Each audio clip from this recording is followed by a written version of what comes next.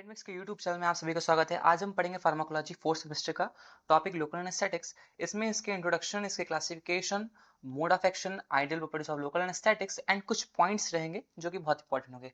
चलते हैं इसके इंट्रोडक्शन पे। इंट्रोडक्शन सबसे पहले एनेस्थीसिया क्या होता है। एनेस्थीसिया क्या है?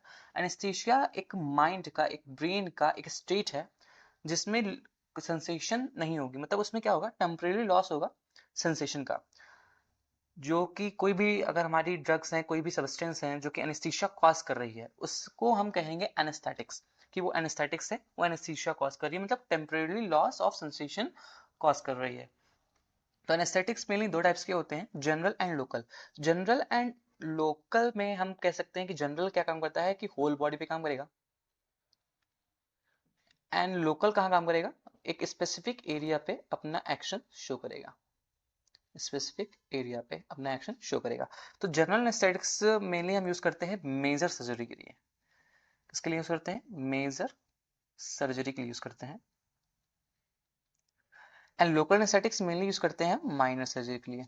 माइनर सर्जरी में हम बात कर लेते हैं कि जैसे कि रिमूवल ऑफ टीथ हो गया या फिर आई सर्जरी हो गया, इस सब चीज के लिए हम लोकल एनेस्थेटिक्स मेनली यूज करते हैं।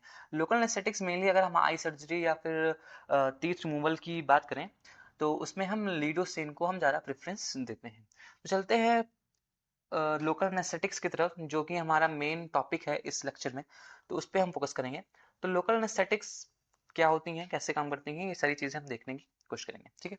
तो लोकल एनेस्थेटिक्स क्या है? लॉस ऑफ सेंसेशन कहाँ पे कर रहा है? एक पार्टिकुलर एरिया पे कर रहा है, मतलब एक लोकल एरिया पे कर रहा है, एक स्पेसिफिक एरिया पे है, जैसे कि मसल्स हैं,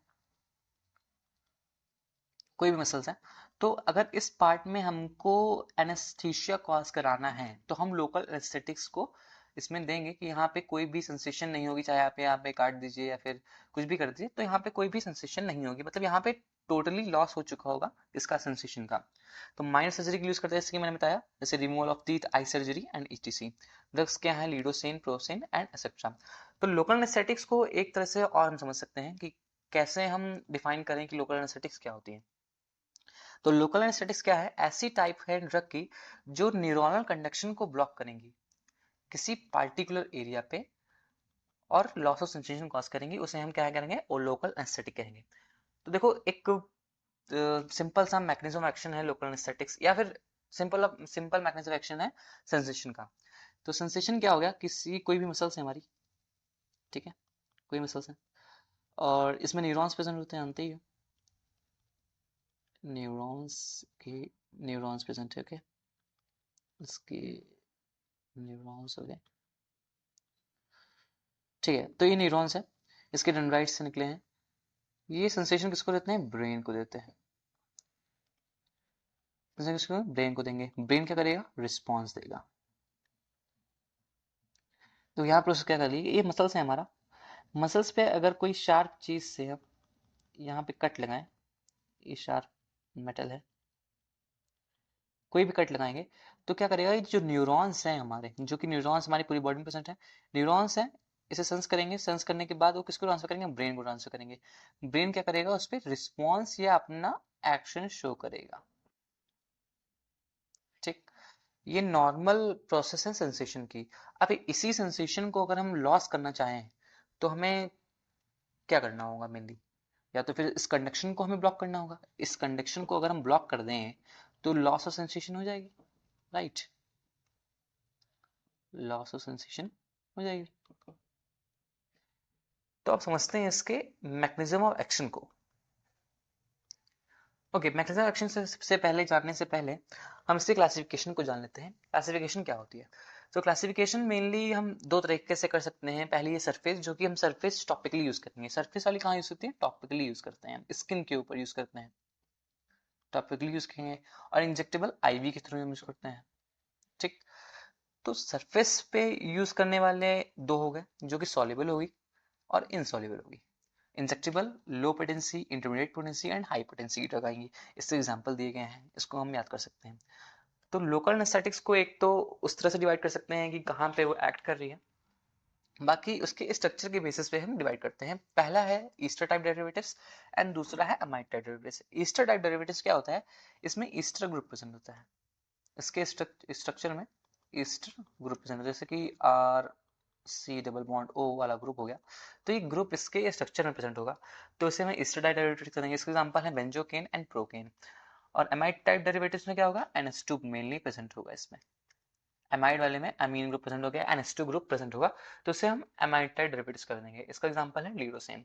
तो दो तरह से क्लासिफिकेशन हो गई हमारी। पहली है हमारी उसके कहाँ पे काम करती है, सरफेस पे या इंजेक्टेबल की तरह काम कर रही है, तो उस बेसिस पे क्लासिफिकेशन हो गई। और दूसरी है स्ट्रक्चर के बेसिस पे, फर्स्ट है Easter type derivatives and second है एमाइड टाइप डेरिवेटिव्स। ठीक, अब इसके मैकेनिज्म ऑफ एक्शन चलते हैं कि इसका मोड ऑफ एक्शन क्या है, कैसे काम करती है। उस न्यूरल कंडक्शन का जो यहाँ पे हमने देखा था, जो ये कंडक्शन चल रहा है कि यहाँ पे मसल्स पे कोई भी शार्प चीज से हमने किया, फिर इसने सेंसेशन किया न्यूरॉन्स के थ्रू, ब्रेन को दिया, ब्रेन ने रिस्पॉन्स किया और एक्शन शो किया। तो इस कंडक्शन को हमें ब्लॉक करना है, तभी तो लॉस ऑफ सेंसेशन मिलेगी। तो इसको जानने के लिए हम पूरा मैकेनिज्म ऑफ एक्शन पढ़ेंगे कि इसका मोड ऑफ एक्शन है क्या। मोड ऑफ एक्शन मेनली हम 3 पार्ट्स में पढ़ेंगे। पहला है हमारा नॉर्मल और रेस्टिंग कंडीशन, दूसरा है एक्टिवेटेड स्टेट्स एंड तीसरा है इनएक्टिवेटर और ब्लॉक स्टेट।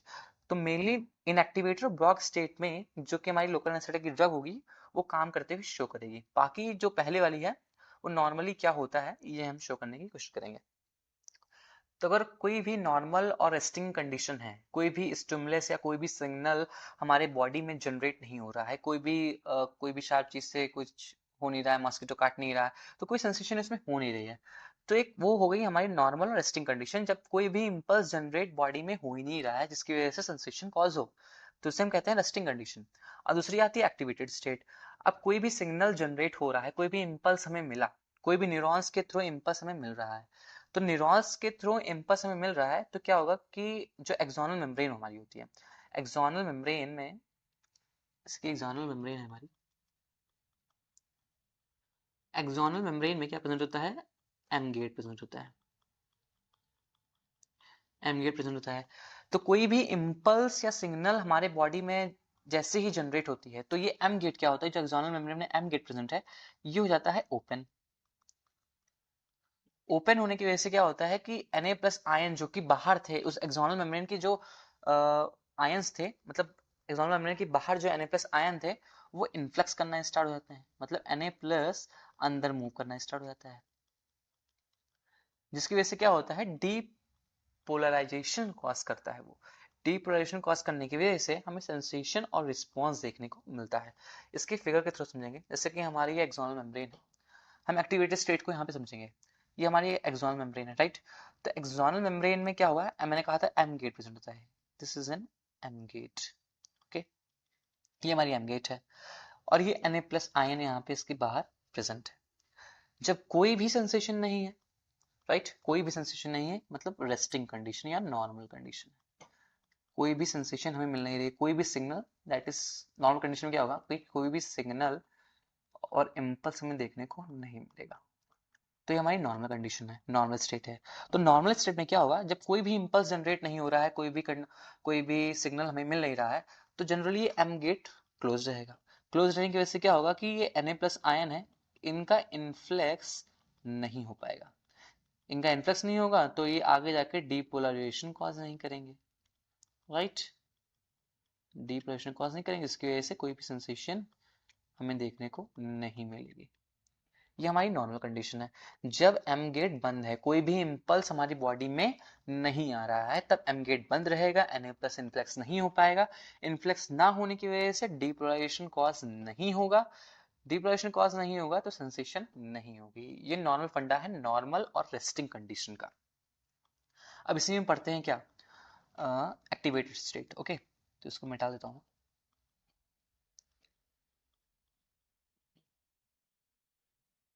ओके, ठीक है, तो हम पढ़ेंगे यहाँ पे अब एक्टिवेटेड स्टेट। अब मान लेते हैं सेकंड कंडीशन हमारी आ गई एक्टिवेटेड स्टेट की, एक्टिवेटेड स्टेट है हमारा, ठीक। अब एक्टिवेटेड स्टेट की बात करते हैं। तो एक्टिवेटेड स्टेट क्या है, एक्टिवेटेड स्टेट में क्या होगा, कोई हमारे बॉडी में इम्पल्स जनरेट हो रही है, व्हेन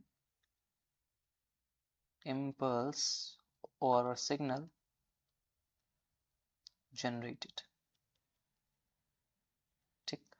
कोई भी इम्पल्स या सिग्नल हमारी बॉडी में जनरेट हो रही है तो क्या होगा, देखो, जैसे ही इम्पल्स और सिग्नल हमारे बॉडी में जनरेट होगी तो ये एम गेट जो क्लोज था ये अब हो जाएगा ओपन। ओपन हो गया एम गेट। एम गेट जैसे ही ओपन हो गया तो ये Na प्लस आयन जो ऊपर जा रहे थे अब ये ऊपर नहीं जाएंगे। अब ये ऊपर नहीं जाएंगे, ऊपर जाने की वजह से ये नीचे आना शुरू करेंगे। Na प्लस आयन का इन्फ्लेक्स होना स्टार्ट होगा, right. Na plus ion influx होने का जब इम्पल्स हमारी बॉडी में जनरेट हो रहा है, कोई भी सिग्नल हमें मिल रहा है बॉडी में, तब क्या होगा, एम गेट हो जाएगा ओपन। ओपन होने की वजह से क्या होगा, जो Na प्लस वापस जा रहे थे वापस नहीं जाएंगे, वापस से नीचे आ लेंगे, मतलब इन्फ्लेक्स स्टार्ट हो जाएगा Na प्लस आयन का, राइट। इन्फ्लेक्स स्टार्ट हो जाएगा। इन्फ्लेक्स स्टार्ट होने की वजह से क्या होगा, ये कॉज करेंगे क्या, डीपोलराइजेशन। डीपोलराइजेशन कॉज करेंगे। डीपोलराइजेशन कॉज करने की वजह से क्या होगा, हमें एक रिस्पॉन्स देखने को मिलेगा, सॉरी, एक रिस्पॉन्स देखने को मिलेगा या सेंसेशन देखने को मिलेगा, राइट। तो ये क्या बात होगी, एक्टिवेटेड स्टेट की बात हो गई। जब कोई बॉडी में सिग्नल हमें मिल रहा है बाहर से, क्या होगा, एम गेट हो जाएगी ओपन। ओपन होने से क्या होगा, Na प्लस आयन का इन्फ्लेक्स स्टार्ट होगा। इन्फ्लेक्स स्टार्ट होने की वजह से वापस से डीपोलराइजेशन कॉज करेगा। डीपोलराइजेशन कॉज करने के बाद ये अपना रिस्पॉन्स शो करेगा, ये सेंसेशन दिखाएगा। ये बात होगी हमारी एक्टिवेटेड स्टेट की। अब बात करेंगे हम ब्लॉक स्टेट की या इनएक्टिवेटेड स्टेट की। जब हम एलए ड्रग्स या लोकल एनेस्थेटिक ड्रग इंट्रोड्यूस करेंगे कि वहां पे रिस्पॉन्स जो भी हमारा मिल रहा है या फिर कोई भी सेंसेशन हमें देखने को मिल रही है उसका लॉस हो जाए। तो सबसे पहले मैं इसको मिटा देता हूँ, वेट। अब हम बात करेंगे इसकी ब्लॉक स्टेट की, ब्लॉक स्टेट की या फिर इनएक्टिवेटेड स्टेट की। इस स्टेट में क्या करना है हमें, इस स्टेट में हमें जो सेंसेशन हमें देखने को मिल रही है उसको इनहिबिट करना है, उसका लॉस करवाना है, ठीक। यहाँ पे भी इम्पल्स जनरेट हो रही है, इम्पल्स जनरेट कॉन्टिन्यूस हो रही है, M gate open. Impulse generate हो रही है इसमें, इस कंडीशन में क्या हो रहा है, इम्पल्स जनरेट हो रही है, इम्पल्स जनरेट हो रही है और सेंसेशन हमें देखने को मिल रही है, उसी को ब्लॉक करने के लिए एक एक्टिवेटेड स्टेट और ब्लॉक स्टेट है। तो ब्लॉक स्टेट में क्या होता है, एम गेट होगी ओपन, ये Na प्लस आयन नीचे इन्फ्लक्स कर रहा होगा, इन्फ्लक्स हो रहा होगा, राइट। ये डिप्लोरेशन कॉज करेगा, फिर ये सेंसेशन जो बोलेगा। यही तो बात थी, एक्टिवेटेड स्टेट में ये तो बात हो रही थी कि हाँ इन्फ्लेक्स हो रहा है, एम गेट ओपन है, इन्फ्लेक्स हो रहा है Na प्लस आयन का, Na प्लस आयन का जब इन्फ्लेक्स हो रहा है डिपोलेशन कॉज कर रहा है, डिपोलेशन कॉज करने की वजह से क्या हो रहा है, सेंसेशन हो रहा है। तो हम इसी को ब्लॉक करेंगे। अब इंट्रोड्यूस करेंगे हम एलए की ड्रग्स को, एलए ड्रग्स को हम इंट्रोड्यूस करेंगे। तो जैसे कि मैथ में हम लोग करते हैं क्या, let the number B X, तो इसमें हम let the local anaesthetics drug B B H, okay. हम बी एच मान रहे हैं कि हमारी कोई लोकल एनेस्थेटिक ड्रग है जो हम यहाँ पे ले रहे हैं, ठीक। तो यहाँ मैं लिख देता हूँ मैं बी एच डायरेक्टली, तो ये हमारी लोकल एनेस्थेटिक की ड्रग है बी एच, ठीक। तो बी एच क्या होगा, ये एक्सोनल मेम्ब्रेन को एज इट इज पास कर देता है, ये यहाँ से पास हो जाएगा। पास होने की वजह से जैसे ही एक्सोनल मेम्ब्रेन को पास करके ये नीचे आएगा, यहाँ पे इसका आयनाइजेशन हो जाएगा, आयनाइजेशन हो जाएगा, जिसकी वजह से ये टूट जाएगा बी माइनस और एच प्लस में। बी माइनस और एच प्लस में टूटने की वजह से देखो क्या होगा, जैसे ही बी माइनस एच प्लस में टूटेगा, तो बी माइनस एच प्लस में टूट रहा है, तो ये जो एच है, जो हाफ गेट का जो एच हमें दिख रहा है, ये एच क्या करेगा, ये जो सबसे पहले देखो, यहाँ से मिटा देता हूँ, थोड़ा सा कंफ्यूजन होगा, ओके। ये यहाँ पे आ रहा था, टूट रहा था बी माइनस और एच प्लस में, ठीक, राइट। तो बी माइनस कहाँ जाएगा, यहाँ पे अटैच हो जाएगा, यहाँ जाके अटैच हो जाएगा, इस मेम्ब्रेन पे आके अटैच हो रहा है। अब इस मेम्ब्रेन पे जैसे ही अटैच होगा, जो हाफ गेट का एच है, ये इससे जाके हो जाएगा बाइंड अप, दोनों के बीच में बाइंड अप हो जाएगा। बाइंड होने की वजह से क्या होगा, जो Na प्लस आयन इन्फ्लेक्स हो रहे थे और डिपोलराइजेशन कॉज कर रहे थे यहाँ के, डिप्रेशन कॉज कर रहे थे, ये भी यहाँ तक पहुंचेंगे ही नहीं, क्योंकि इसका इन्फ्लेक्स इस हाफ गेट की वजह से और बी माइनस जो कि ड्रग आई है हमारी, इसकी वजह से ये यहाँ से ब्लॉक हो जाएगा। ब्लॉक होने की वजह से Na+ यहाँ से पास आउट हो ही नहीं पाएंगे, जिसकी वजह से डिपोलाइजेशन नहीं हो पाएगा। Depolarisation does not occur, that is sensation has been blocked।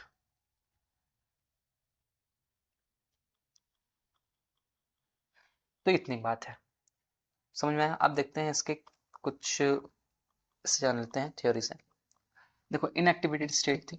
In this local anaesthetic drug are introduce into body. हमने लेट किया था ना BH, हम इंट्रोड्यूस कर रहे हैं लोकल एनेस्थेटिक ड्रग को बॉडी के अंदर, हमने उसे लेट किया था BH, which can easily cross axonal membrane, जो कि एक्सोनल मेम्ब्रेन को इजिली क्रॉस कर रहा था। Now in intracellular it dissociates into ionised form, मतलब जो लोकल एनेस्थेटिक की ड्रग थी उसका आयनेशन हो रहा था, किसमें हो रहा था? B- और H+ में, मैंने वहां बताया था। Now B- bind with the L receptor which closes or blocks the Na+ channel with the help of half gate, that is depletion stop, and ultimately loss of sensation occurs। मैंने क्या बताया कि यहाँ पे जो B- है यहाँ जाके अटैच होगा, अटैच होने की वजह से with the help of half gate ये इस चीज को पूरी तरह से ब्लॉक कर देगा। मैं दूसरे कलर से बना देता हूँ यहाँ पे, ये पूरी तरह से यहाँ पे ब्लॉक कर देगा। ब्लॉक होने की वजह से जो Na+ था वो नीचे आ ही नहीं पाएगा, और डिप्लॉयशन नहीं होगा, डिप्लॉयशन नहीं होगा तो सेंसेशन नहीं होगी। तो इतनी बात थी हमारी मोड ऑफ एक्शन में।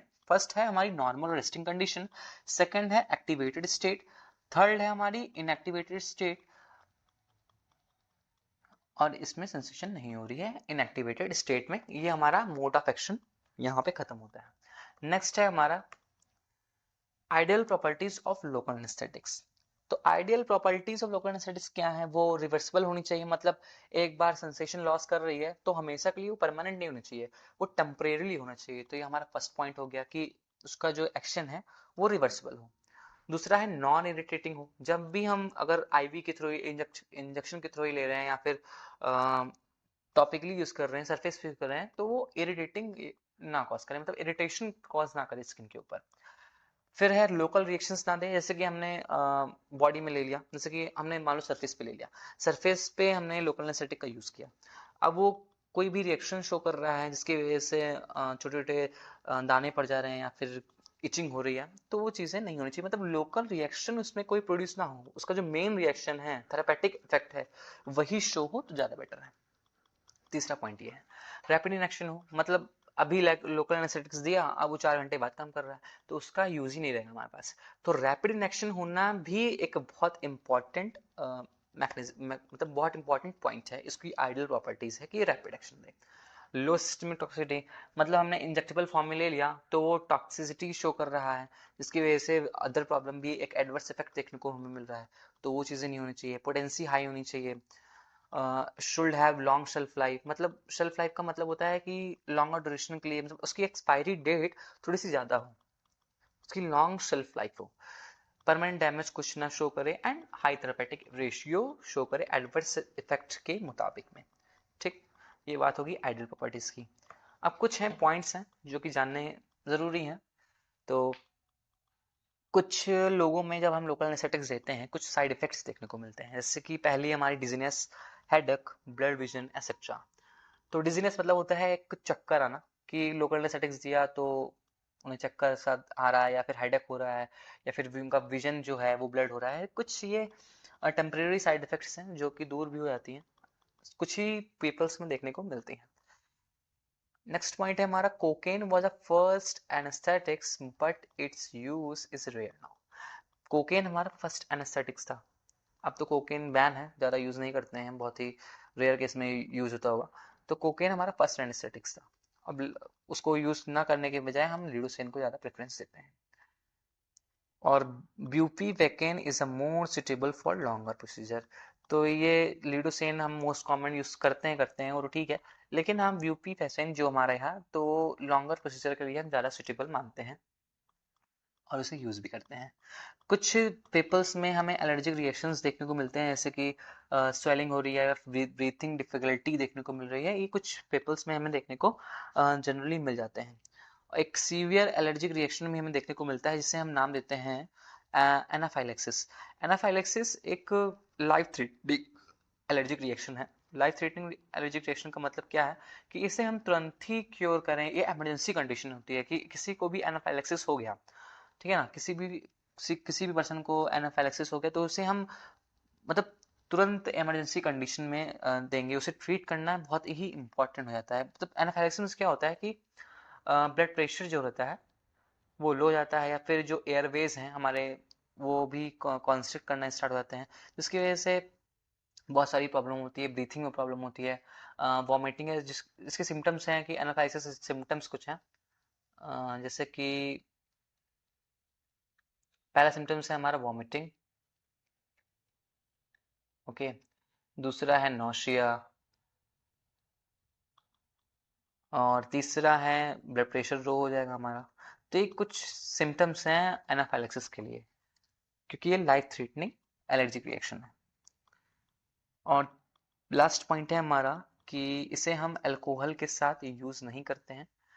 It is also important not to drink any alcohol for 24 hours before receiving the anaesthetics. आप अगर आज एनेस्थेटिक्स लेने वाले हैं तो उसके 24 घंटे पहले कोई भी आप अल्कोहल नहीं ले सकते हैं, ये इंपॉर्टेंट होता है। तो इसके हो गए पॉइंट्स टू नो। इसमें हमने मैकेनिज्म ऑफ एक्शन, ड्रग की, और इसकी क्लासिफिकेशन दो तरीके से, उसका इंट्रोडक्शन, हर चीज़ को देखा। वीडियो थोड़ा लंबा होता है, लेकिन हाँ क्लासिफिकेशन आपके कॉन्सेप्ट्स का आपको मिलेगा, अच्छी तरीके से मिलेगा। आपको इसके नोट्स चाहिए तो आप टेलीग्राम ग्रुप ज्वाइन कर सकते हैं, जिसका लिंक हमें डिस्क्रिप्शन में है। Thank you.